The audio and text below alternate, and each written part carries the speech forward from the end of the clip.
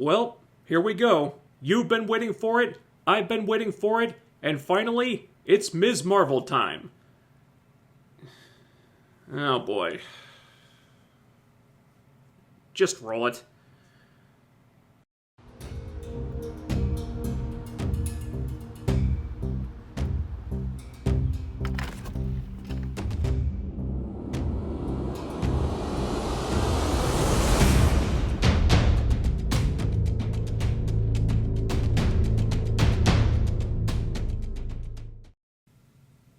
Well, guys, there's good news and bad news. The good news, depending on how you look at it, is that Ms. Marvel is not as awful as a lot of people were expecting. For the record, the trailers didn't do it any favors. The bad news, again, depending on how you look at it, is that it's not particularly good either. It's in a very precarious middle ground right now. I hesitate to shit on it completely because there was clearly effort put into it, though I think that effort was definitely misplaced. But was the glowing praise for the show in those early reviews overblown?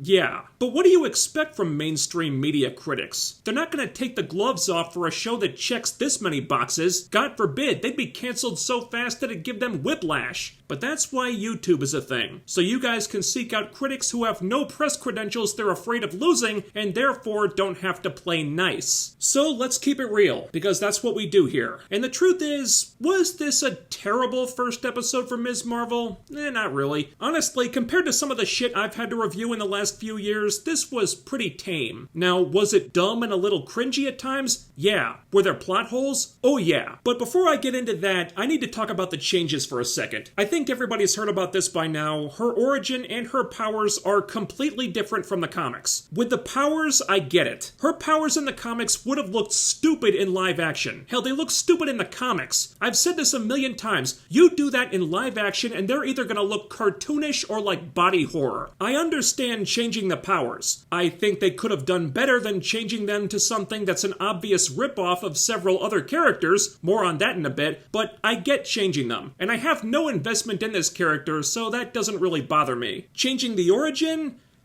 That's weird. She's not an Inhuman anymore. Now her powers are magical. Maybe. I think they're gonna end up being revealed to be alien, but we're not there yet. But why, when you just confirmed in Multiverse of Madness that the Inhumans are a thing in the MCU, would you take your most heavily promoted, whether the fans like it or not, Inhuman character and make her not an Inhuman? Now, if this was about you wanting to distance her from that stinker of an Inhumans TV show from a few years back, more sympathetic I could not be. But we all saw Black Bolt in the movie, guys. The Inhumans are in the MCU, so changing this doesn't really add up. Maybe it'll make sense later, but at the end of the day, that's not a big deal for me either. I think most people understand that Ms. Marvel was gonna need a lot of tweaking to work for a mainstream audience. Fudging comic sales and fudging Disney Plus viewership, not the same thing. So this is what Marvel thought they had to do.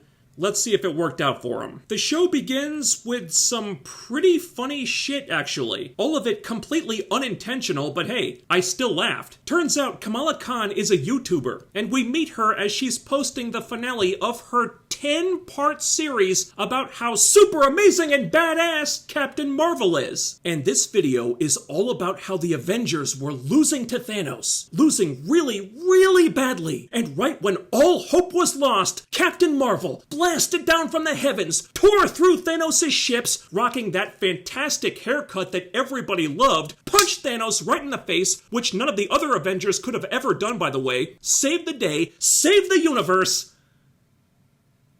and then flew off to parts unknown. Which totally was not her abandoning Earth, you guys. No. She didn't abandon us. She'd never abandon us. Because she's Captain Marvel, damn it. She wouldn't do that. And anyone who tells you different is a Nazi, and a groomer, and a Not necessarily in that order. Alright, my embellishing for comedic effect aside, there's some revisionist history going on here, and they do at least try to address the issue of how does the public know about Captain Marvel since she's been on Earth for about 5 minutes in the last 30 years. The problem is they do a really bad job of it. Apparently, Kamala knows all this because of info she pieced together from Scott Lang's podcast, and I'd like to have a few words with Scott because that's not really what happened. Now, Carol did blast through some alien ships, but they conveniently left out the part where she got punched in the face with the Power Stone and disappeared for the rest of the fight. And if you want to get technical, there was only one character in that battle who one-on-one kicked Thanos' ass, and it wasn't Captain Marvel, it was Scarlet Witch. So doesn't Wanda deserve all this shameless fangirl worship instead? No, wait, she's a psychotic mass murderer now.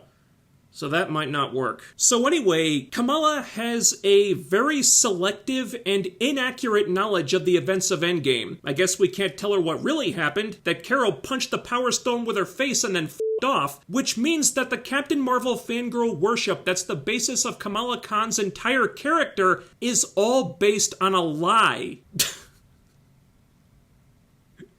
I'm sorry, I just find that hilarious. And if that wasn't funny enough, we then get a peek at her channel's analytics. She has 2 subscribers and 13 total views, because everyone on YouTube, except for the 2 comments kissing her ass, know that this is all bullshit. How do you not laugh at that? I'm sure the writers didn't intend for it to be funny, but damn it, it's fucking funny. So after this, she has to rush out because she's gonna be late for her driver's test. We see her family pretty quickly. First impressions, they're fine. Something I liked about them, they don't use the Pakistani Muslim thing as a shield or a weapon at any point. And you know what I mean. The mom is kind of overly traditional in that way TV moms tend to be, but aside from that, they seem harmless. The dad is more laid back, the big brother teases her about stuff, they're just a nice, normal family, which is good. Something else that's good, Kamala's not perfect. She's awkward, quirky, and she tanks her driver's test. Backs into the instructor's car, ha ha ha. The parents are agitated that the instructor had the audacity to fail their daughter, but this does free up Kamala to help with the brother's wedding preparations, so no big deal, I guess. But Kamala's not even listening to this on the ride home because she's watching an imaginary Captain Marvel fly by outside the car with graphics that look like she was drawn on construction paper. A lot of the graphics are like that. So then we go to school, and nothing really out of the ordinary here. It all seems pretty typical. Just high school kids being high school kids. And I guess we're meant to think that Kamala's having a hard time, but she really isn't. She's socially awkward, and there's one person who pronounces her name wrong, and she bumps into some girl on the stairs, makes her drop her stuff, but she makes nice with the girl, and the girl does too in kind of a dismissive way, and then walks off without making a scene.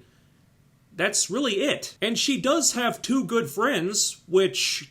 shit, that's more friends than I had for a while back in school. If that's the worst Kamala's daily life gets, I think she's doing pretty well for herself. Failing that driver's test is an issue, though, because that's how her and her friend Bruno were gonna get to AvengerCon. And they absolutely, positively have to go to AvengerCon because Kamala's Captain Marvel cosplay suit is so amazeballs, you guys, you have no idea! But before we can worry about that, she's gotta get through a meeting with the guidance counselor. The teachers have told him that she's not really paying attention in class, got her head in the clouds, just doodling all day, and he's going on about SATs and college and all that stuff, just typical school things. And once again, Kamala starts zoning out, not paying attention, she's imagining more of those kooky graphics, and it's right here that it dawns on me, she's being written like someone with serious ADHD that for some reason is completely unacknowledged by everyone in her life. It's so obvious that the only way it could have gone undiagnosed is if it's not what the writers intended, but she can't seem to focus on anything that's not Captain Marvel related. Holy shit, that poor girl. To be continued on that for now. Later at the convenience store, where Bruno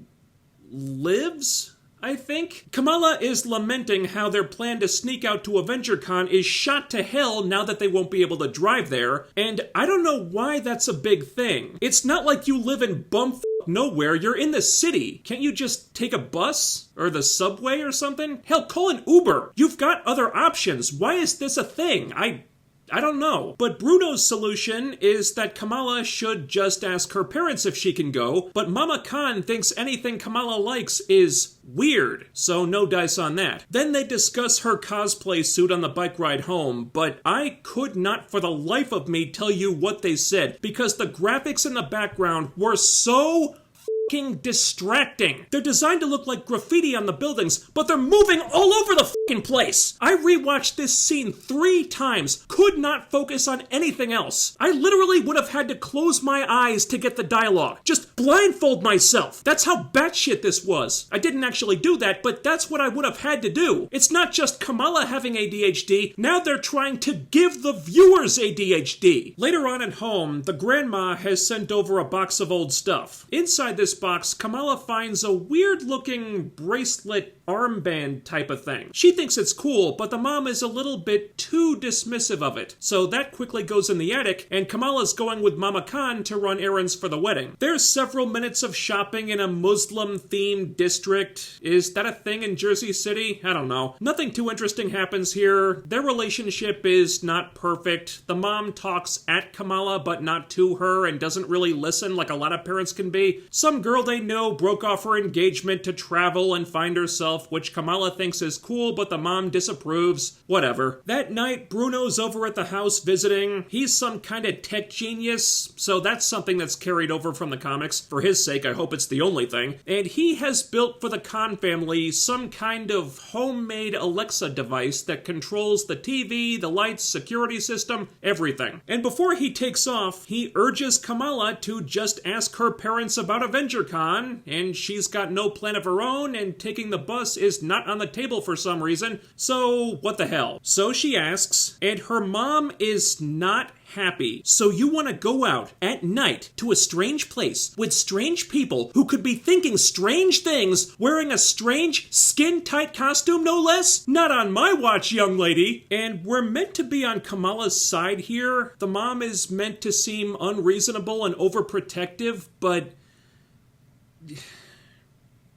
maybe it's just because of everything going on in America right now, but I'm kind of on the mom's side here. I'd be thinking, will there be security? How much security? Will there be a metal detector? Will there be a police presence? How many police? That's not nearly enough. No, I don't like the sound of this at all. I mean, worrying about mass shootings is bad enough, but this is a world where you've got to worry about aliens invading and snapping the world out of existence and shit. If I'm a parent, I'm afraid to let my kid leave the damn house. But of course, they don't mention any of that stuff. It's just Mama Khan being overprotective because, moms, am I right? So the brother brings her some tea, says he'll talk to the parents for her, and it's around this time that I noticed all the Captain Marvel posters on Kamala's wall. Like professionally made posters showing all the different costume changes and stuff. When the hell did Carol pose for these things? You already said that she took off after Endgame, so again, she's been on Earth for about 5 minutes since the 90s. Where are these posters coming from? And some of the cosplay outfits we'll see later are versions of the suit that Carol never even wore on this planet. I don't think these designs are coming from Scott Lang's podcast, so what the fuck's going on here? Beats me. So, the next day, the parents have had a change of heart. The mom has agreed to let Kamala go to AvengerCon, but it will be under the supervision of her father, who will be dressed as the Incredible Hulk, complete with green costume and body paint. The dad leaps in, dressed in this super embarrassing getup, and the mom has even prepared some kind of Pakistani garb in Hulk green so Kamala can go dressed as Little Hulk. The dad is super excited about this because it's gonna be a bonding thing with his daughter, I guess. But Kamala is trying and failing to hide how utterly mortified she is right now. For starters, there is no Little Hulk. Where'd you maniacs even get Little Hulk? But just think, Mama Khan, if you'd waited a few months, your daughter could have gone as She-Hulk. Wouldn't that be a hoot and a half? So Kamala finally unloads on them about how incredibly embarrassing this all is. The dad is hurt by it. He really did seem to have good intentions here, but the mom doesn't waste the opportunity to send her on a guilt trip. Great. Now there might never be a Little Hulk. Thanks, Kamala. A while later, Kamala talks to Bruno about this. She's doubting herself, thinks maybe everybody's right, that she spends too much time in Fantasyland, and this Captain Marvel stuff is childish, and this is where they do the "it's not the brown girl from Jersey City who saves the world" line. It was dumb in the trailers, and it's dumb in context. The MCU has multiple female superheroes and superheroes of color. Why is female superhero of color from Jersey City so unfathomable? The only unique thing about that is Jersey City, so I guess the upshot is that Jersey just sucks. So yeah, you, Jersey. Don't get mad. The show said it, not me. Bruno gives her a pep talk because he thinks Kamala's super awesome, and they have a little moment because he's obviously crushing on her. It'll be interesting to see how far they're allowed to take that. They've been dancing around that relationship in the comics for years, never totally committing to it, and maybe they think they can't because Bruno's white. I don't know how that works, but they have a moment. It's pretty innocent. And also, Bruno has made Kamala these fancy gloves for her cosplay suit that light up, and she thinks they're really cool. They don't cheer her up for long, though. She's depressed all day at school, the mom isn't talking to her, but finally she gets an idea. If the plan to sneak out and go to AvengerCon is kaput, then her brand spanking new plan B is to sneak out and go to AvengerCon. Now, to the unintelligent, that might seem like the same plan, but in fact, it's completely different. See, before, she was going to pretend to be running errands, but now, she's going to pretend to be in her room. It's bulletproof. So she explains the rest of this brilliant plan to Bruno while we see it via fantasy sequence. She's going to Ferris Bueller this shit and use Not Alexa to play sound effects to keep the parents from coming in while she dives out the window in her Captain Marvel cosplay suit, which looks fucking embarrassing. Why on earth would she fantasize herself looking like this? It's your fantasy. Wouldn't you imagine yourself looking cool? She looks like she's 9 years old. We only see it for a minute, thank God, but that suit is fucking laughable. Seriously, fire your costume department because somebody really shit the bed on that one. So Kamala's plan couldn't be more perfect. The only thing left to account for is how to actually get there. They can't drive to AvengerCon, so what are they gonna do? Well, fasten your seatbelts for this one, guys. After stressing about this for the entire episode, the big twist is that they're going to take a bus. You know, public transportation, that thing that for some reason was not an option before. Well, it's an option now because the plot says so. So, problem solved. So the take the bus plan is so lame even Bruno points it out, but that's what they're going with. As soon as Kamala finishes her cosplay, and the rules of the costume contest she entered are that she has to bring something of herself to Captain Marvel, because God knows the less of Carol Danvers in there the better, so she gets that bracelet armband thing out of the attic. Things do not go swimmingly. They get off to a late start, Kamala leaps out of her window, and the way this is shot makes it look like the tree branch she was supposed to catch was just hovering in midair before it breaks off, sending her crashing to the ground, somehow without injuring herself. They miss their bus, barely catch the next one, with Kamala losing her bike in the process, but they make it to AvengerCon, so it was all worth it.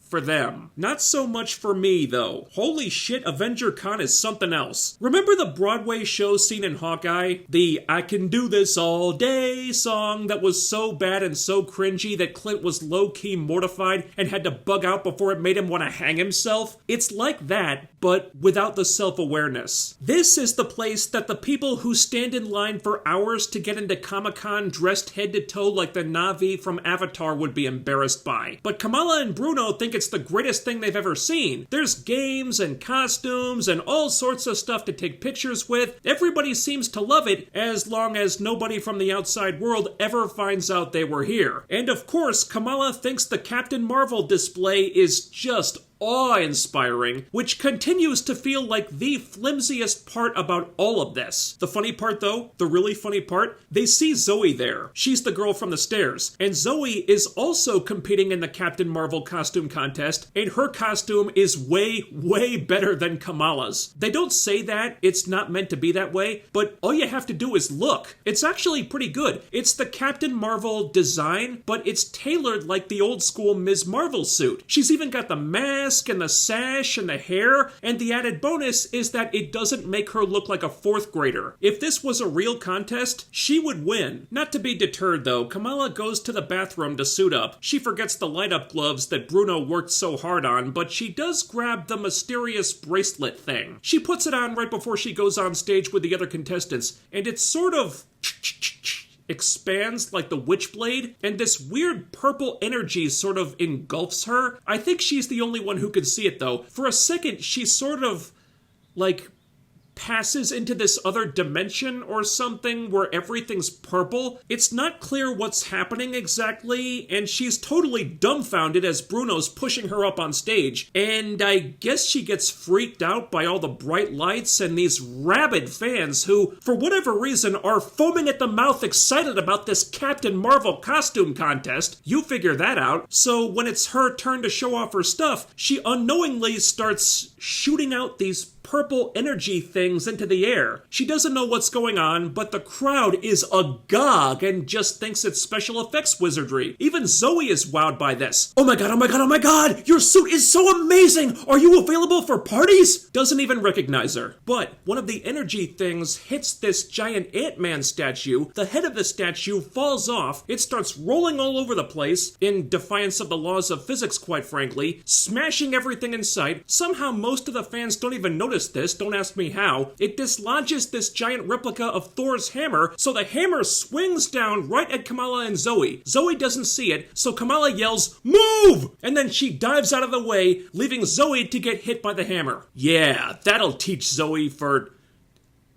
passing the ball to Kamala during gym class. But Zoe doesn't die, or even get injured, because we're after the tweens here. She just grabs the hammer, and now she's up there clinging to the hammer as it swings around back and forth in the air. Finally, she falls off, and Kamala saves her with a stretchy construct of her hand. And based on this scene alone, I'm counting at least 3, maybe 4 different characters that Kamala's new power set is aggressively ripping off. And believe it or not, none of them are Green Lantern. Yeah, I was surprised too. The powers themselves come from that bracelet armband thing, so that's like Quasar from Marvel. She makes purple energy constructs, which is like Bunker from DC Comics, and she makes stretchy versions of her own hand, which looks like a weird combination of Reed Richards and Scanlan from The Legend of Vox Machina. Did I miss anything? Shit, I hope not. I guess if Ms. Marvel's new powers can't be original, then she might as well rip off so many different characters that she can't get pinned down for any one of them. Zoe appears to be okay, but the place is in chaos now, so Bruno grabs Kamala and they bug out. The episode's almost over, so there's no time to really process what just happened. They just rush home on Bruno's bike. Kamala sneaks into her window using an energy construct as a foothold, and the graphics tell us she's 2 hours late, so of course the mom is waiting in her room when she gets in there. And Mama Khan isn't angry so much as aghast, disappointed, and weirdly scared. Who are you? Who is this rebellious girl sneaking out and lying to us? I don't even recognize you. I'm trying to protect you from yourself. I've seen what happens when people get obsessed with their fantasies. That line was peculiar. Something to do with the grandma, I think. I need you to stop fantasizing and just focus on your grades and your family, because do you want to be who we raised you to be, or do you want to be this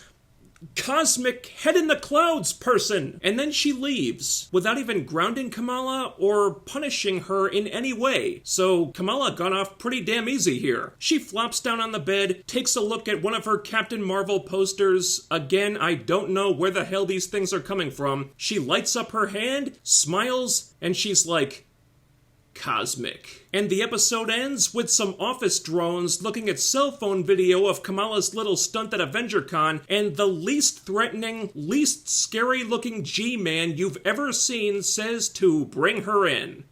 To be continued. That was Ms. Marvel's first episode. And